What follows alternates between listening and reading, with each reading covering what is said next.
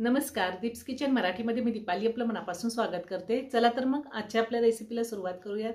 फ्लावरची सुकी भाजी करण्यासाठी मी इथे अर्धा किलो फ्लावर घेतलेला आहे आणि फ्लावर असा कट करून घेतलाय, स्वच्छ धुवून घेतलेला आहे।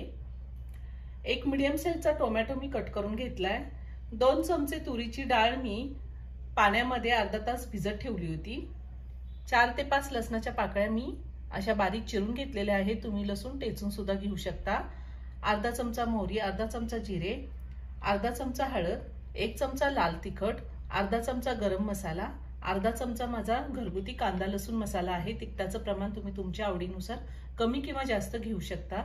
थोडी बारीक चिरलेली कोथिंबीर, चवीनुसार मीठ लागणार आहे आणि भाजी करण्यासाठी तेल।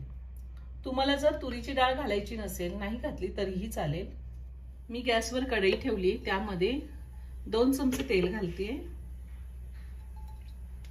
तेल गरम झालंय, मोहरी घालूयात, जिरे घालूयात, लसूण घालायचा आहे। लसूण थोडासा परतून घ्यायचा आहे आपण। आता आपण यामध्ये टोमॅटो टाकूया, थोडी बारीक चिरलेली कोथिंबीर, पुन्हा सगळं व्यवस्थित मिक्स करून घेऊया। आता ह्यामध्ये पावडर मसाले घालूया, हळद, लाल तिखट, गरम मसाला,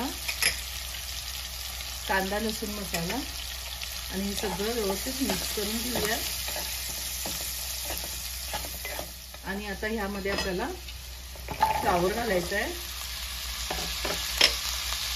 तुरीची डाळ घालायची आहे भिजवलेली,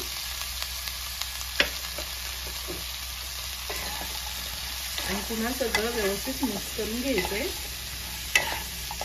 पावडर मसाले घातल्यावर मी फ्लावर सगळा व्यवस्थित मिक्स करून घेतलाय। आता आपल्याला चवीनुसार मीठ घालायचंय आणि व्यवस्थित मिक्स करून घ्यायचंय। आता या भाजीमध्ये आपल्याला अगदी थोडं पाणी घालायचंय, पाणी अगदी थोडं घालायचंय। 2 ते 3 चमचे पाणी घातलेले, जास्त पाणी नाही घालायचं। पुन्हा सगळं व्यवस्थित मिक्स करून आता मी झाकण ठेवणार आहे। गॅसची फ्लेम मी लो टू मीडियम वर ठेवलेली आहे आणि भाजी साधारण 10 मिनिटं शिजून घेणार आहे।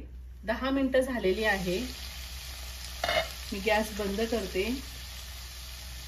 आपली भाजी तयार करून झालेली, वरतून थोडी कोथिंबीर घालते आणि भाजी मी एका प्लेटमध्ये काढून घेते। खूप छान झाली भाजी।